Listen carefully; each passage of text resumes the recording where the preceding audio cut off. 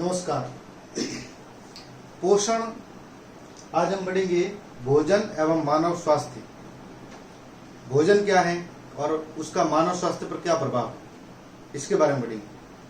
वैसे पोषण जो होता है, पोषण जीवन का आधार है।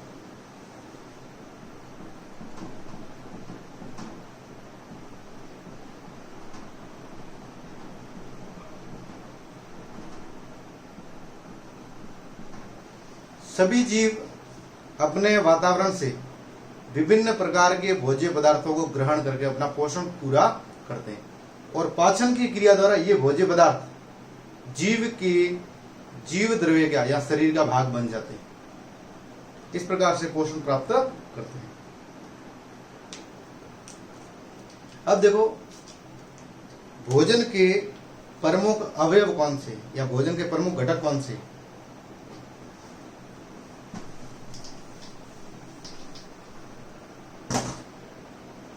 भोजन के घटक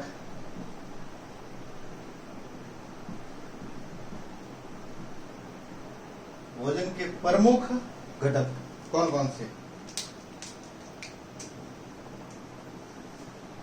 कार्बोहाइड्रेट,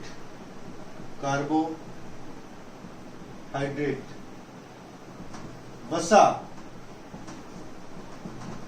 प्रोटीन, विटामिन एवं खनिज लवण। भोजन के प्रमुख घटक कौन से हैं? कार्बोहाइड्रेट, वसा, प्रोटीन, विटामिन एवं खनिज लवण। ये भोजन के प्रमुख अवयव या घटक हैं। इन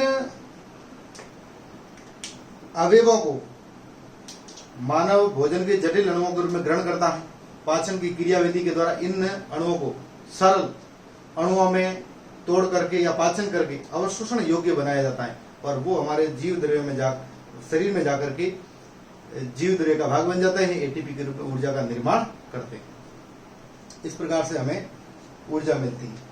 अब देखो, भोजन दो प्रकार का होता है, संतुलित भोजन और असंतुलित भोजन।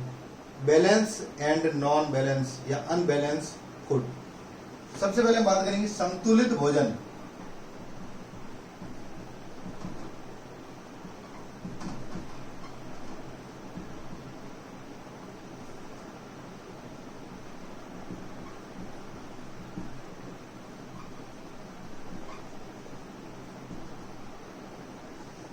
संतुलित और असंतुलित भोजन। अब देखो, संतुलित भोजन किसे कहेंगे? ऐसा भोजन जिसमें, मैं लिख देता हूं,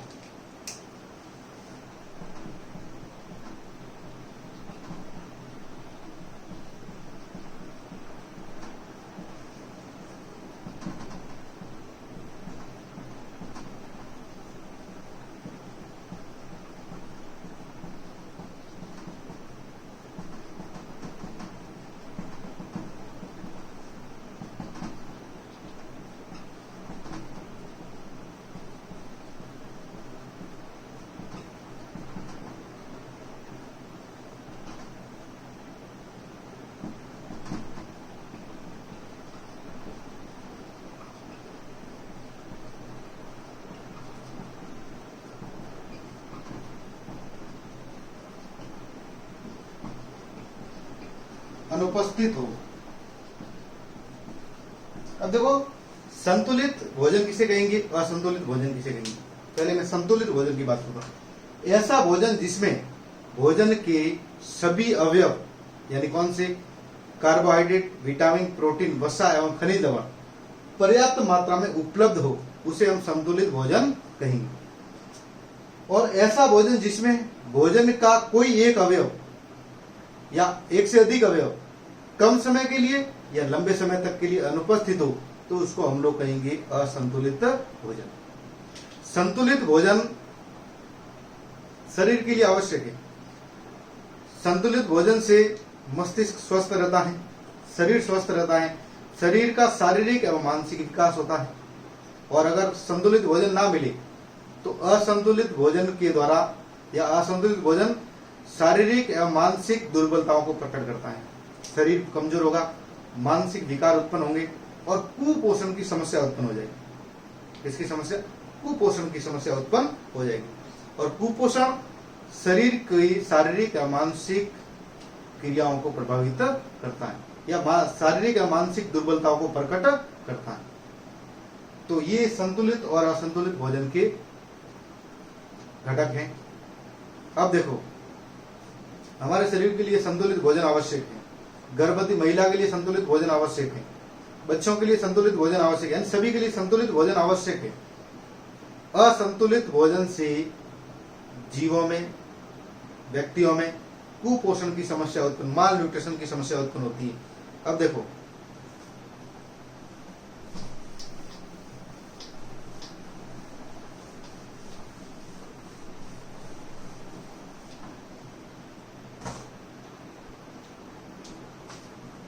अब हम लोग कुछ कुपोषण के बारे में पढ़ेंगे।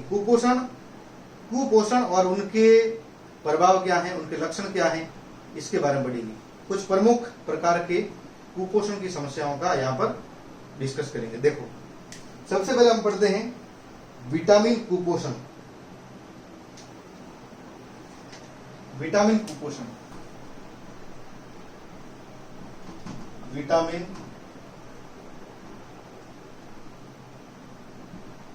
कुपोषण, विटामिन कुपोषण। देखो, विटामिन हमारे शरीर द्वारा अल्प मात्रा में लिए जाते हैं। कैसे लिए जाते हैं? अल्प मात्रा में, यानी कि शरीर को अल्प मात्रा में इनकी आवश्यकता होती है, लेकिन शरीर के अंदर महत्वपूर्ण क्रिया संचालन में भाग लेते हैं। शरीर के लिए बहुत महत्वपूर्ण होते हैं। अल्प मात्रा में ग्रहण करते हैं हम लोग, लेकिन शरीर के लिए बहुत ही महत्वपूर्ण होते हैं।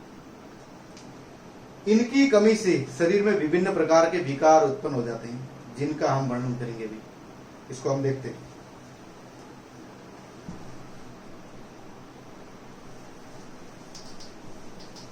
हम लोग प्रमुख विटामिन और उनसे होने वाले विकार कौन से हैं, उनका कार्य क्या है, इसके बारे में देखेंगे।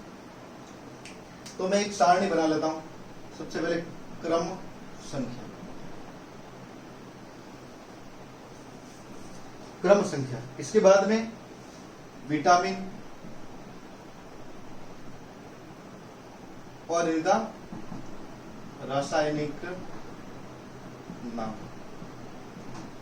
विटामिन कौन सा है, रासायनिक नाम क्या है, स्रोत यानी कहां से प्राप्त होते हैं, कभी से रोग, कभी से रोग, और उसके लक्षण क्या है, कमी से रोग कौन सा है और उसके लक्षण क्या है, इसके बारे में।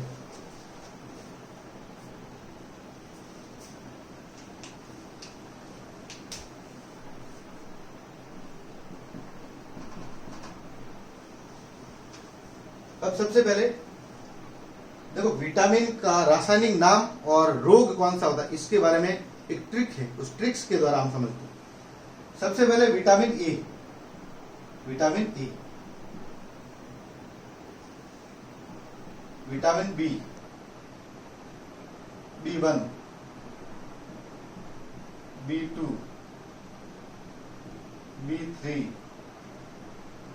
C, D, E और K।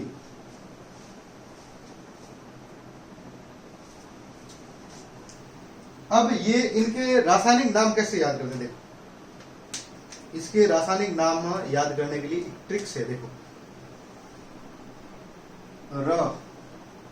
रथ, रथ रानी,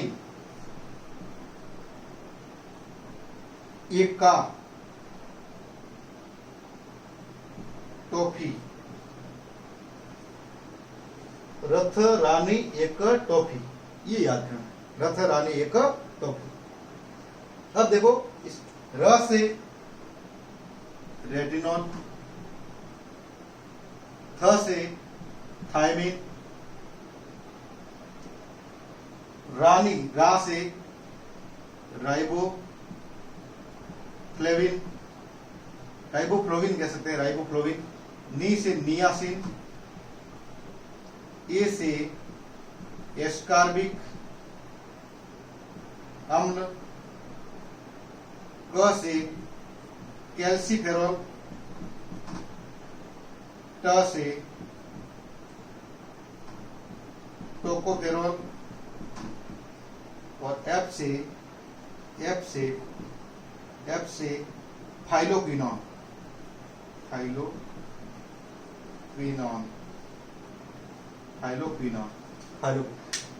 रेटिनॉल, ये विटामिन ए को रेटिनॉल कहते हैं, विटामिन B1 को थायमिन कहते हैं, विटामिन B2 को राइबोफ्लोविन कहते हैं, विटामिन B3 को नियासिन कहते हैं, विटामिन सी को एस्कार्बिक एसिड कहते हैं, विटामिन डी को कैल्सीफेरॉल, विटामिन ई को टोकोफेरॉल और विटामिन के को फाइलोक्विनॉन कहते हैं। ये इसके रासायनिक नाम याद करने की ट्रिक्स है। रथ रानी एका टोपी, एक रथ पे एक रानी है जिसके हाथ में एक टोपी, रथ रानी एका टोपी। अब इसके स्रोत क्या है, देखो मैं शॉर्ट में बता रहा हूं स्रोत क्या क्या है। विटामिन ए जो होता है हमको दूध से प्राप्त हो जाता है, गाजर में होता है, अंडे, मांस, ठीक है ना, दूध, गाजर, अंडे, मांस और हरी पत्तेदार सब्जियां, हरी पत्तेदार सब्जियों में मिलता है, हरी पत्तेदार सब्जियों में मिलता है। फिर है विटामिन B1 थायमिन, ये कहां से मिलता है? थायमिन हमको मिलता है विटामिन B1, ये हमको हरी पत्तेदार सब्जियां,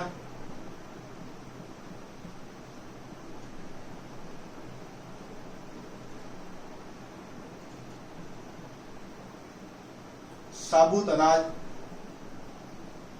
साबुत अनाज से मिल जाएगा। और विटामिन B2 किससे मिलेगा? ये एक तो मिलेगा पनीर से मिलता है, ठीक है ना, वह मटर में भी होता है। नियासिन B3 नियासिन अंकुरित अनाज में,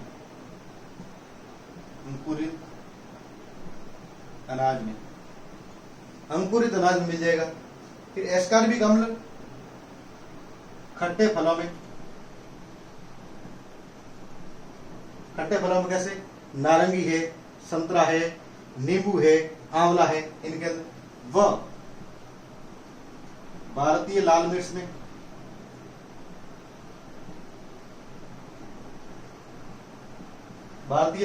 भी मिल जाएगा। फिर विटामिन डी कैल्सीफेरॉल, ये सुबह की धूप, सुबह धूप पीठ पे लेने से मिल जाता है। वह दूध में मिलता है, हरी पत्तेदार सब्जियों में मिलता है। फिर विटामिन ए, ये गेहूं व चावल के अंकुर में, यानी अंकुरित गेहूं और अंकुरित चावल के खाने से विटामिन ए मिल जाएगा। फिर के कहां से मिलेगा? गाजर में तो है ही, ठीक है ना, दूध में मिल जाएगा, पत्तेदार सब्जियों में मिल जाएगा, इनमें ये मिलता है। अब देखो हमने रासायनिक नाम याद करने की ट्रिक्स थी, तो इसके रोग के लिए भी एक ट्रिक्स है। देखो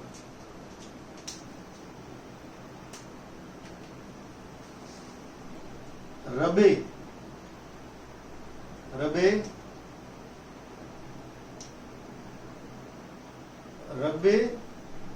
राफे,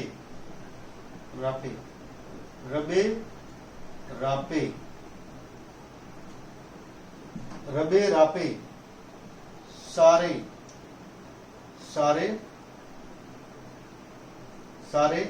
बर, रबे रापे सारे बर। अब इसको पूरा बनाते हैं। र से रतौंदी, बे से बेरी बेरी, रा से राइबो फ्लेविनोसिस,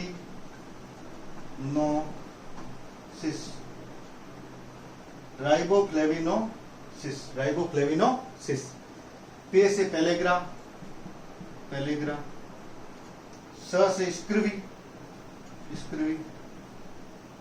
स्क्रिवी होता है मसूड़ों के अंदर। र से रिकेट्स, ब से बांझपन और र से रक्त का थक्का न बनना, ये रोग है। विटामिन ए जिसे रेटिनॉल कहते हैं, रोग कौन सा हो गया? रतौंधी हो गया। B1 से, B1 को क्या बोलेंगे? थायमिन बोलेंगे, बेरी हो जाएगा। विटामिन B2 राइबोफ्लेविन कहते हैं, इसकी कमी से राइबोफ्लेविनोसिस रोग होता है। विटामिन B3 जिसको नियासिन कहते हैं, इसकी कमी से पेलेग्रा होता है। विटामिन सी जिसकी कमी से स्कर्वी होता है, जिसको एस्कॉर्बिक एसिड कहते हैं। विटामिन डी जिसको रेटिनॉल कहते हैं, सॉरी कैल्सीफेरॉल कहते हैं, इससे रिकेट्स हो जाएगा। ई को टोकोफेरॉल कहते हैं, जिससे बांझपन आ जाएगा। और के को फाइलोक्विनोन कहते हैं, इसकी कमी से रक्त का थक्का नहीं बने। अब इसके लक्षण क्या है? विटामिन ए से रतौंधी होता है। रतौंधी का लक्षण क्या है? रतौंधी के कारण रात में व प्रकाश में कम दिखाई देता है। तेज प्रकाश होता है और रात होती है तो उसमें कम दिखाई देता है, ठीक है ना। फिर बेरी बेरी में क्या होता है? हृदय की धड़कन कम हो जाएगी। क्या होगा? हृदय की धड़कन कम, और हृदय की धड़कन कम हो जाएगी एक तो। दूसरा, मांसपेशियां और पेशियों के अंदर संकुचन हो जाएगा, ये इसके लक्षण है। फिर राइबोफ्लेविनोसिस में क्या हो जाएगा? ये किनारों की ये जो किनारे हैं, ये किनारे फट जाएंगे, मुख के किनारे और होठ फट जाएंगे, त्वचा पर लाल चकत्ते बन जाएंगे। फिर पेलेग्रा, जीभ और स्किन पर पपड़ियां जम जाएगी। स्कर्वी, मसूड़ों से खून आएगा और स्किन पर चकत्ते बन जाएंगे। रिकेट्स, पैरों की हड्डियां मुड़ जाएगी और घुटने पास ये पैरों की हड्डियां मुड़ जाएगी और घुटने पास आ जाएंगी। फिर बांझपन, विटामिन ई की कमी से बांझपन हो रहा है, बांझपन में महिला बांझ रह जाएगी। और विटामिन के की कमी से रक्त का थक्का नहीं बनेगा तो अधिक रक्त स्त्राव होगा, आदमी की मृत्यु हो जाएगी, हेमरेज। ठीक है, इस प्रकार से इसको मैं लक्षणों को लिख देता हूं, थोड़ा मिटाना पड़ेगा मेरे को।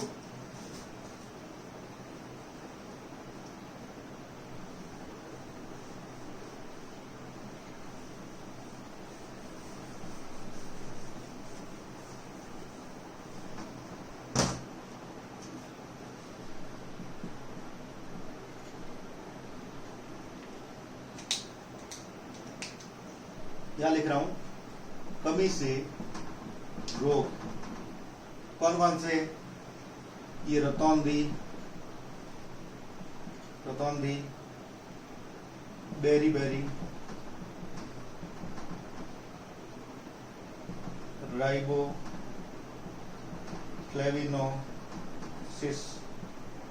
राइबोफ्लेविनोसिस, पेलेग्रा,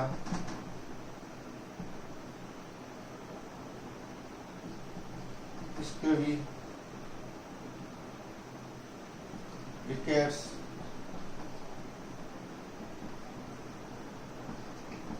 बांझपन और रक्त का थक्का न बनना। ये अब इसके लक्षण क्या है?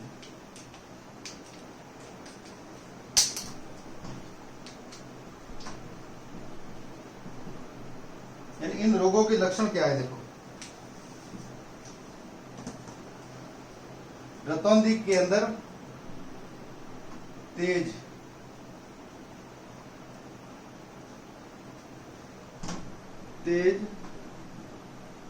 प्रकाश व रात में दिखाई न देना, तेज प्रकाश व रात में दिखाई न देना। बेरी से क्या होगा? हृदय की धड़कन कमजोर,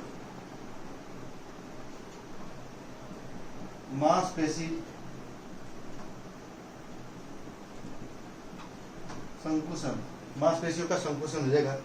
राइबोफ्लेविनोसिस का क्या होगा? मुख व होठ का फटना, मुख व होठ का फटना। फिर पेलेग्रा, पेलेग्रा में क्या होगा? जीभ व त्वचा पर पपड़ी बनना, मुख व त्वचा पर पपड़ी जमना। स्क्रीवी में क्या हो जाएगा? स्क्रीवी के अंदर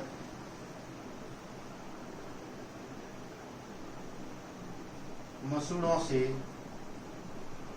खून आना, मसूड़ों से खून आना और चकत्ते बनना, स्किन पर चकत्ते बनना। फिर रिकेट्स में क्या होगा? पैरों की हड्डियां मुड़ जाना, घुटने पास पास आना, और बांझपन में बांझ रहना, और इसमें अधिक रक्त स्त्राव से मृत्यु। ये लक्षण उत्पन्न होंगे। इसको उतार लीजिए, स्किन शॉट लीजिए या फिर इसको उतार लीजिए। इसका अगला हम लोग प्रोटीन कुपोषण एवं खनिज लवण कुपोषण, इसके बारे में हम कल बात करेंगे।